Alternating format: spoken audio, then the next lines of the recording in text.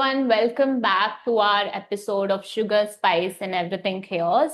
We have been very grateful that you've been enjoying the season so far and for all the comments and likes and the support that you've been giving. So, for today's episode, we have something that is extremely important to talk about, that is relevant to what is happening in today's scenario, because we see a lot of news that's coming up against women, oppression and abuse that's happening against women in the form of TV serials or in the form of news, in the form of a lot of things that has been coming in our, feed.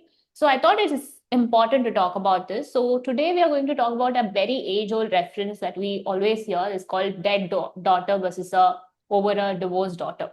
So before we start the discussion, Pauline, what do you think of this topic?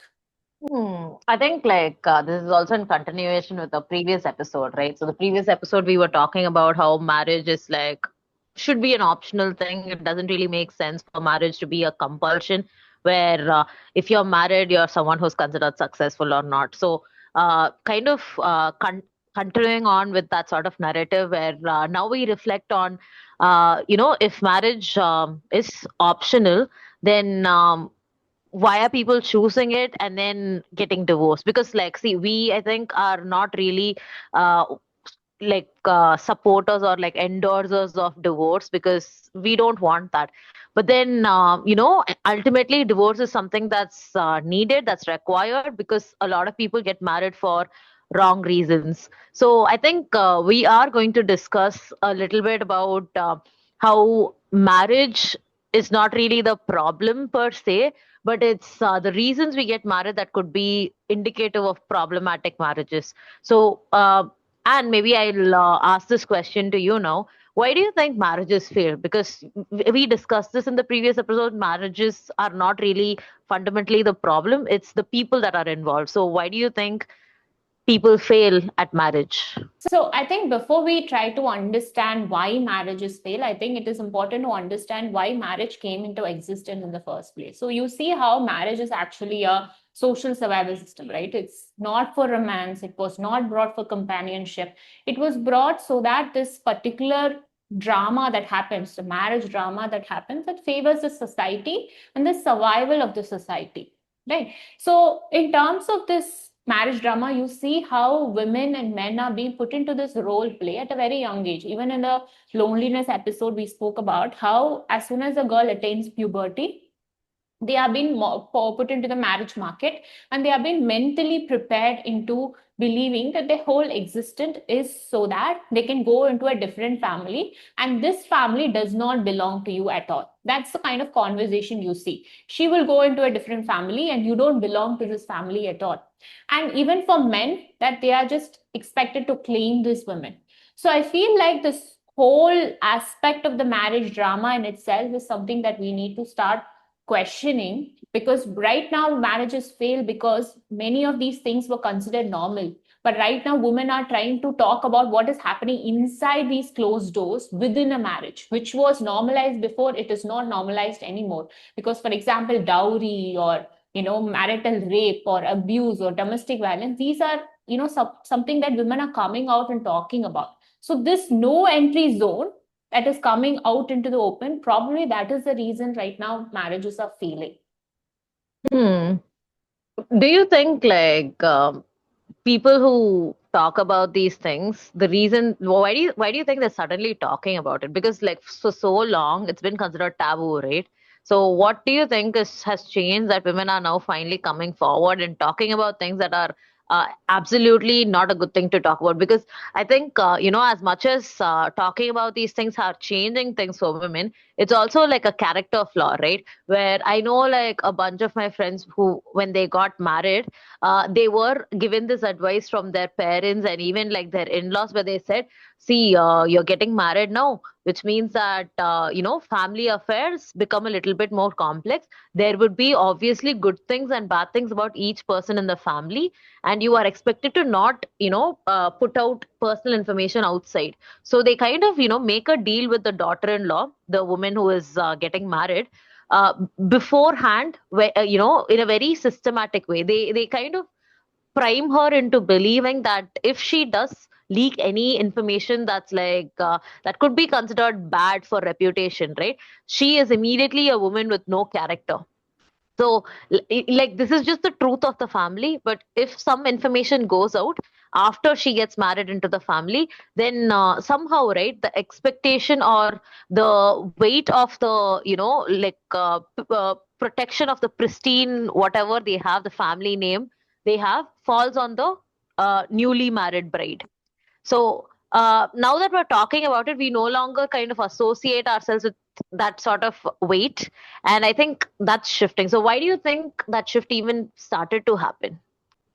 Um, I think one thing is definitely the kind of education and exposure women have right now. I believe that is one thing that we as women, we right now just don't gossip, but with I think we gossip with purpose. I guess even with our, Mm, I think I'm trying to gossip. Gossip has always been in among women for a longer, centuries, right? So women like to gather yeah. around and talk about things that is happening in their households, what's happening with their families and husbands and troubles and things like that. It's a very common quality. And I think I remember a scene from Bridgerton as well, that the mama will come and say that, Mm, we'll women do what we are great at, which is gossip. And it becomes a thing that saves sort of a very troubled situation. But I think right now women just don't gossip for the sake of gossiping or complaining. They gossip with purpose. They gossip to know whether what I'm doing is right or not. I guess I come to my girlfriends and I tell them, okay, this is a problem I have with my relationship. And they would do like a, vibe check into thinking, okay, is this guy really right or am I delusional? I guess this is the kind of talk that we are having. Probably because of that we are able to talk about it and not hide it. What do you think? yeah. Yeah, I think I agree with that completely. I think, for the longest of time, right, even because of like the religious upbringing that we have, we've always seen gossip as a negative thing. But rather, gossip is a great way not just for venting and like having a cathartic moment, but also to kind of sit and assess the situation. Wait, this doesn't add up. This doesn't make sense. So, what should be done? And when we talk about it with people, they also kind of share their experiences, and that's basically wisdom sharing, right? And I think women are just great at wisdom sharing. If we are able to find circles where it's a safe space, it's amazing. I think, like this wisdom sharing that we do is somehow saving us. And what that looks like on the statistics front is that the divorce rates are going up. As much as this looks like a downfall for civilization, I think this is a great thing for a shift with the way that we're going to move forward as a civilization, because now we're going to be more friendly towards women. We're going to have probably more equality in terms of status and parity.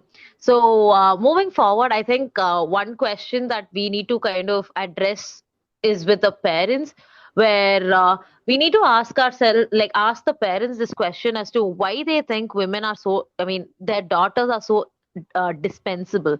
Because I think one of the problems with the arranged marriage system is the fact that parents look at their daughters as liabilities, as this, like, this is my child, but this child is not really going to keep my name or continue my legacy. So it doesn't matter. I just have to, get her married to someone, forget about her.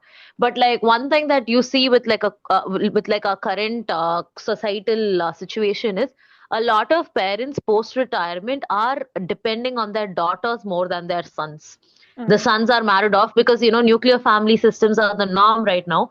You see that it's the daughters who are taking care of the the grandparent generation.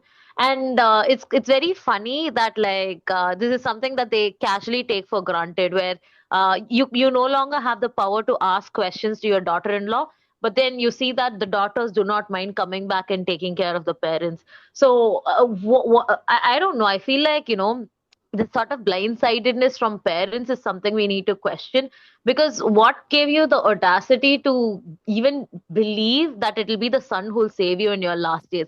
Because you will see this sort of trend, especially when they're grow in their growing years, where the parents wouldn't hesitate to spend big money on their sons for education, for exposure, internships, everything. They would give like big money for anything the son wants to do, even like investments when it comes to their vehicles and things, right? Video games, whatever. If the son wants it, you get it. But with the daughter, they hesitate so much to spend on her, even if it's just for something as basic as her health or her education, because there's that like thing that's going on in the background of their mind where it's like, anyway, this girl is not going to serve me in the future. She's going to go and serve some other family.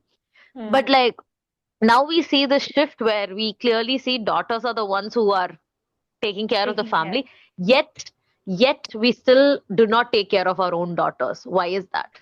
One thing I wanted to add on from the previous conversation is also about this gossip with purpose that we are right now doing. I think women are also right now having a lot of varieties of, standards, because at that time, women only had one reference, which is family life, make a baby, stay with the family, don't get divorced, withstand the abuse and all of that. But right now, you see different varieties of women, and there are women who are divorced, there are women who are single, there are women who are traveling, there are women who are doing all kinds of things. And I think when we look at them and they say, okay, they are happy, why can't I choose happiness? I think that is also a question that is coming inside the minds of the daughters. And we are let's come back to the parent side. See, again, that is a very relevant conversation as well. Like, it makes me remember about my own mother, right? So they had two daughters and two sons, but of course that disparity between daughters and sons were there growing up. But you saw that my grandfather was suffering from illness, and my mother was the one who had to take care of him, and he did not like her. And but then after she took care of him in his deathbed and during the last times, he started having sort of like a soft spot for her. But even then, there was nobody who cared about what was happening with her. She was on medication, she was also not well, and all of that. And then nobody looked at her and said, okay, she's not well, she's also suffering a lot. But they took advantage of her availability and the fact that she wants to be there for the father because she loved the father, right? And I think you see in a lot of families, daughters have this sort of this regardless of what it is, they have this love for the parents, but they're also hate for the parents. For example, the Mother Mary comes to me, Arundita Roy.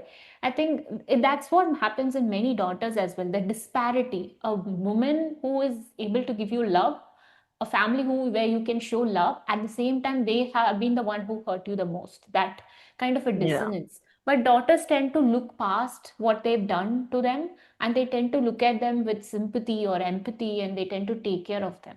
And I feel like a lot of you parents are taking advantage of the fact that the woman or the daughter is having that soft spot for you. And you know deep down that your daughter would come and take care of you regardless of how you're going to treat her, right? Probably that is the faith that they have, that they are taking advantage. I don't know. That's what I feel.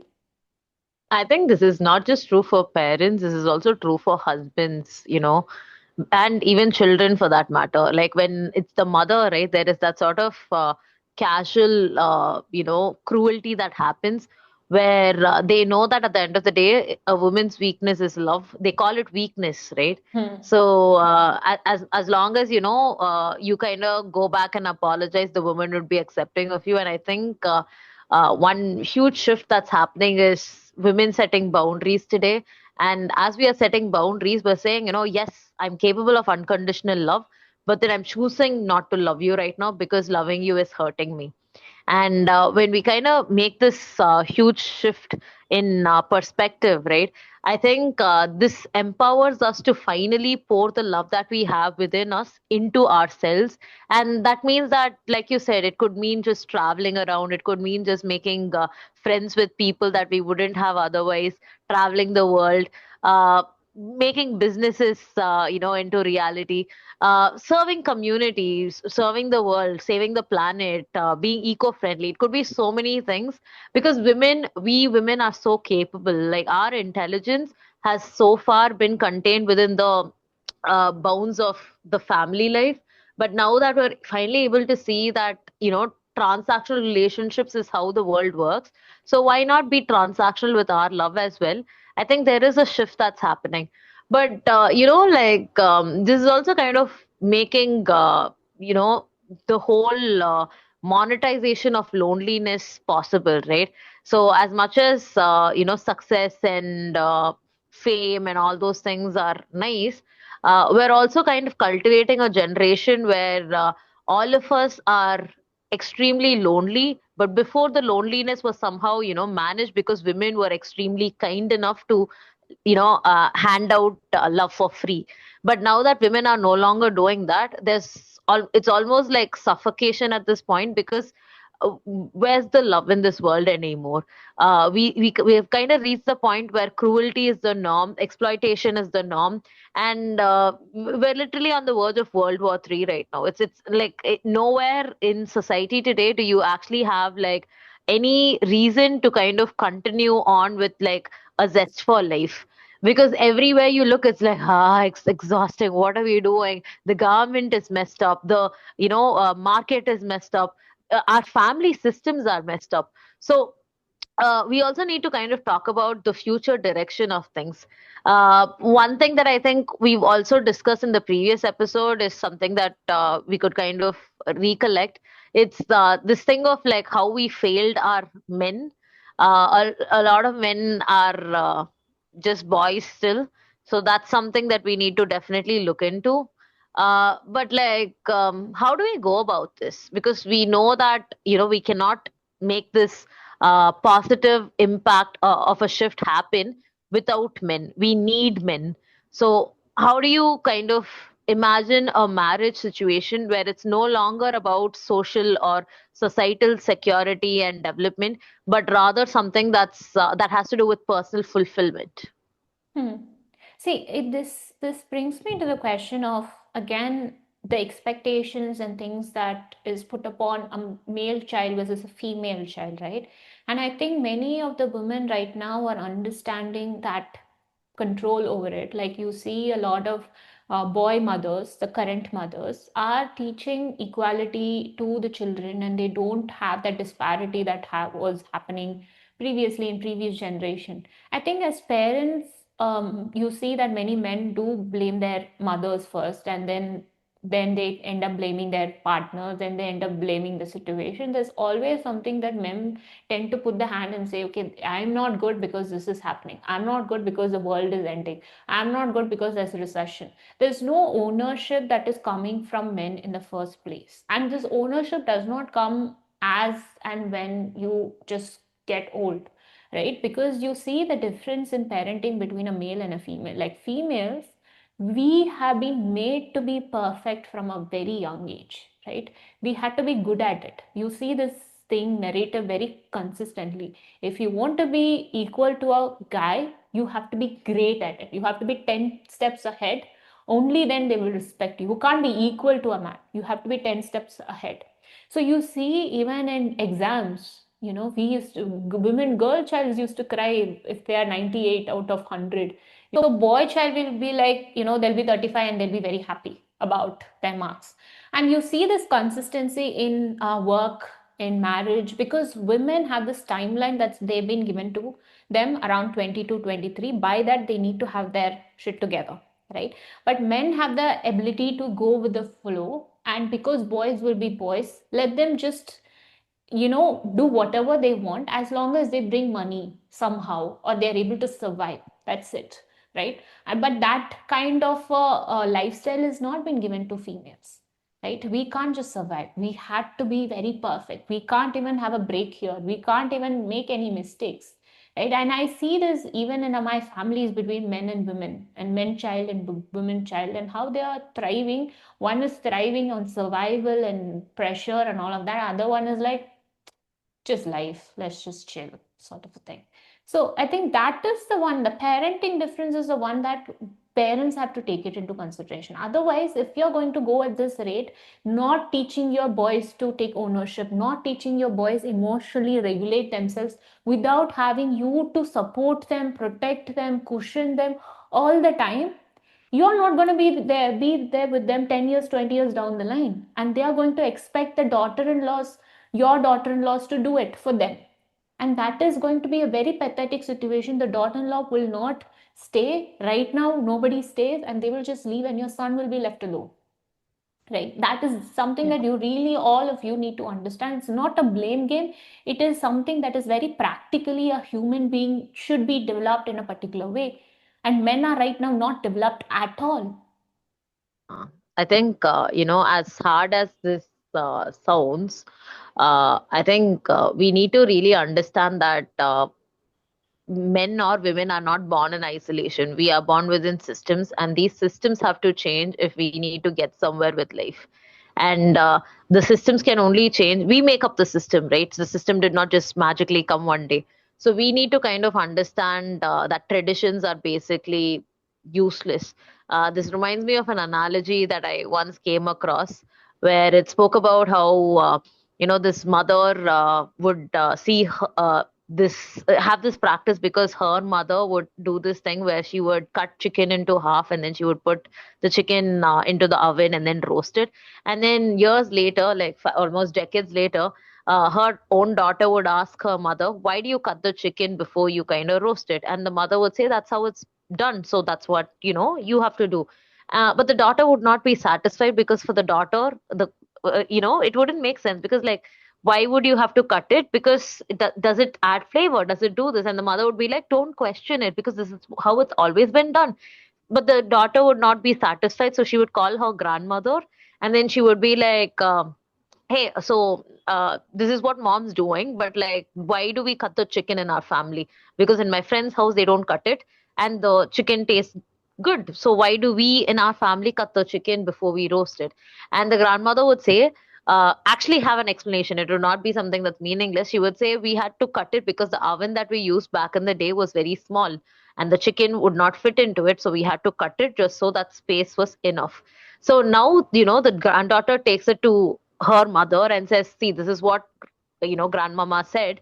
And then the entire family realizes that tradition is actually just nonsense if you follow it blindly.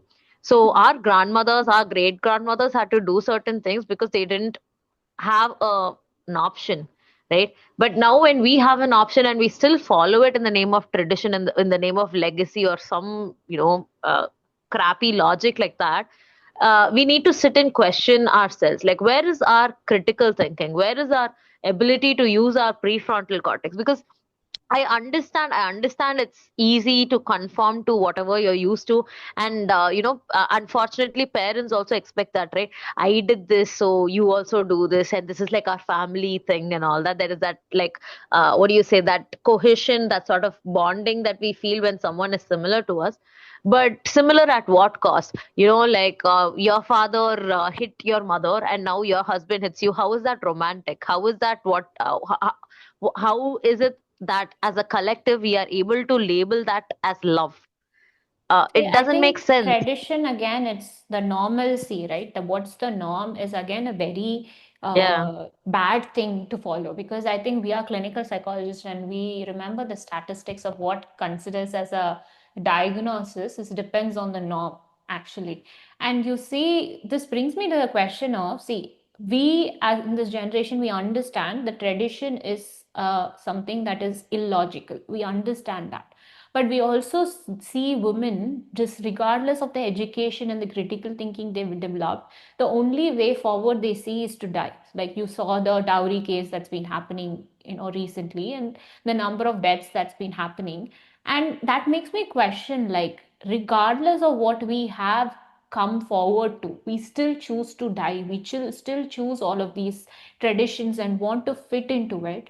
And it makes me question, does parents really prefer a dead daughter over a divorced daughter? Is that what they want? Because dowry during those times, if you see, it actually started as a, it's called striden at that time. It started as a thing where it was supposed to be a inheritance substitute for women, because women at that time could not own properties. So what they used to do is they used to give gift jewelries and land and property and all of that as gifts to the daughters when they get married, so that it serves as a financial security for them.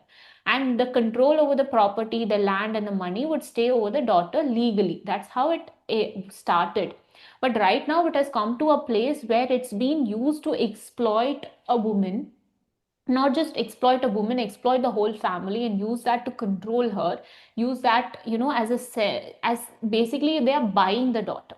right? Like, I don't understand how dare they do this, because see, at this generation, your son's getting a daughter in itself is a miracle, considering statistically the male to female ratio and the kind of women who don't want to, deal with all of these unhealthy men as well. The fact that you're getting a woman who's willing to, adjust to your thing, at the same time be able to love your son, is itself is a big thing. And on top, you're expecting to be paid in lump sum to marry your sons. That doesn't make sense at all.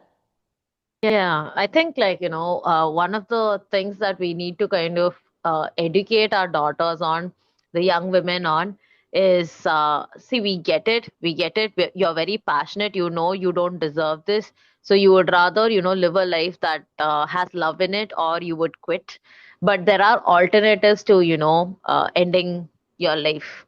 For instance, you could just run away, you could start over. There are plenty of resources for women that's available. There are NGOs that are specifically functioning today for women who need support, right? Where if your own family, like I know of cases where women, when they want to like be with their boyfriends, right, but then the caste issue and other things come up, the parents, they put her under like a lockdown situation where where she's not allowed to leave.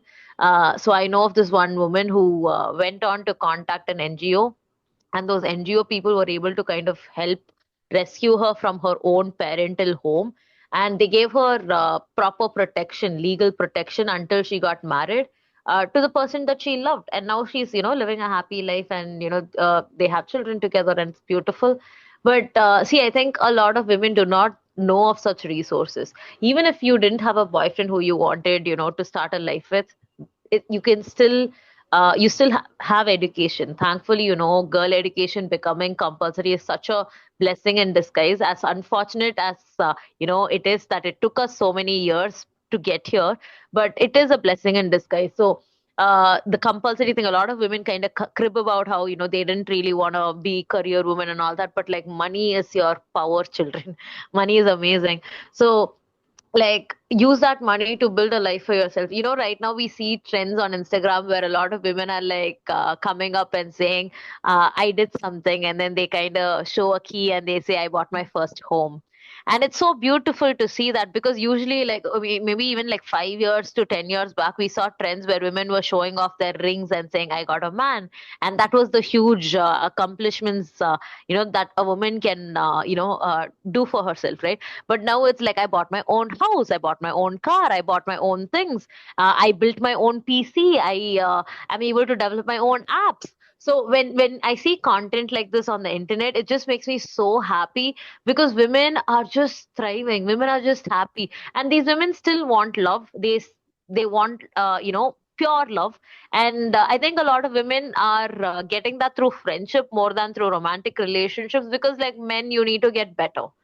You really do, because if you did get better, I don't think you would be so lonely anymore. Like, Anne was saying, take ownership. If you need advice, if you need like some push towards getting better, go for therapy, not gym.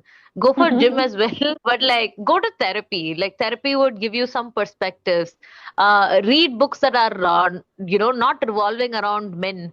Read books that are like bell hooks. You have like female authors which would, like, who would tell you what exactly we are thinking. I think one of the excuses that men have is like, we cannot satisfy women, and we cannot understand women. Only try more, because we've understood you, we know exactly what you want, and we don't want what you want. See, the only example I would give is somebody from fifth standard would not be able to understand matrix and trigonometry. So that's the kind of analogy I would give. Yeah, like, we again don't want to sound mean, but this is just the way reality is right now, and we're very disappointed with how things are, and we do hope to change. I think we do want to end this episode on like a hopeful note. Uh, Women, reach out before you decide to do something extreme, because like, your life matters, whether you're with a man, whether you're not with a man, whether you with like 5 men, 10 men, doesn't matter. Your life is valuable, like, that it's valuable, period. And yeah. And Anything else And to add? yeah, and I think I want to address to the parents that, especially the mothers. See, I understand that things have been done to you, but you need to understand you're being the huge enforcers of this patriarchy, because I guess you are only aware of this patriarchy. But right now, your daughters have a chance to be free, chance to be happy, chance to be alive and fully alive and not just serve someone else. So I guess it is not just your duty to marry your daughter off, get her educated, give her, put gold for her and collect property for her. That is not your responsibility. Your responsibility is to be there for her no matter what. And if your daughter is suffering and she's coming back to your family, it is important that you are standing beside her, not pushing her behind and say, adjust, adjust, adjust, because that is not the way to go forward. And I believe that nobody wants dead daughters, and we don't want dead daughters either. So let's just create a world where it's really peaceful and happy, and we don't have to follow the tradition of cutting the chicken just because you couldn't fit during that time. We now have the space to fit, so let us fit. So I guess with that, we want to end today's episode, and we will see you again for the next episode. We do share your comments, your thoughts, your feedback, and don't comment about the color of our lipsticks. So, so we will see you again for the next episode. Until next time, bye. Bye.